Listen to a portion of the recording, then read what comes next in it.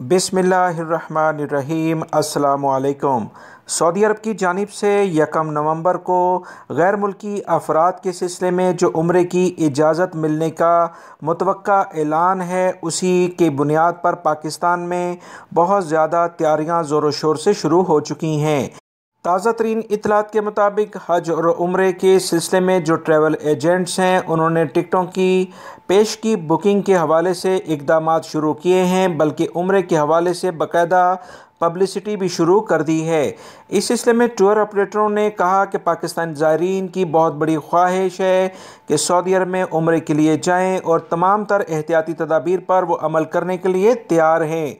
हज और उम्रे के टूर ऑपरेटर ने सऊदी हुकूमत से मुतल्लिका जो भी कंपनियां हैं, उनसे राब्ते कर लिए हैं, मुआहिदे होने लगे हैं, जिसकी तस्दीक सऊदी अरब का सफारतखाना जो पाकिस्तान में मौजूद है वो करेगा।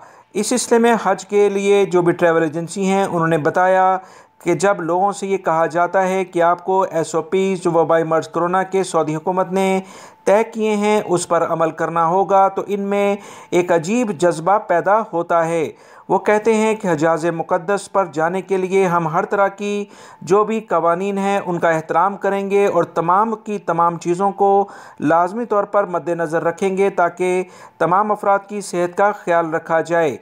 दूसरी जानब पाकिस्तान की में उम्रा ज़ायरीन भी इस बात के बहुत शिद्दत से मुंतज़र हैं कि कब वो उम्रे के लिए जाएंगे। इस सिलसिले में बहुत ज़्यादा आवाम में जोश व खरोश पाया जाता है। याद रखें, वबाई मर्ज कोरोना के बाद से उम्रे पर मुसलसल पाबंदी है, जबकि हज के लिए भी दूसरे ममालिक से लोग नहीं आ सके।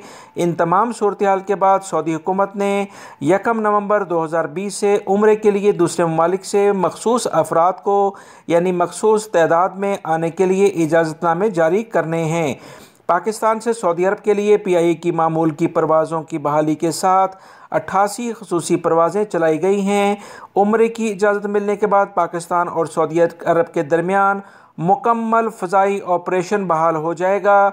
लिहाजा इस सिलसिले में दोनों ममालिक की आवाम और इदारे पुरजोश हैं कि पाकिस्तानी अफराद कब और कितनी जल्दी सऊदी अरब आ सकते हैं।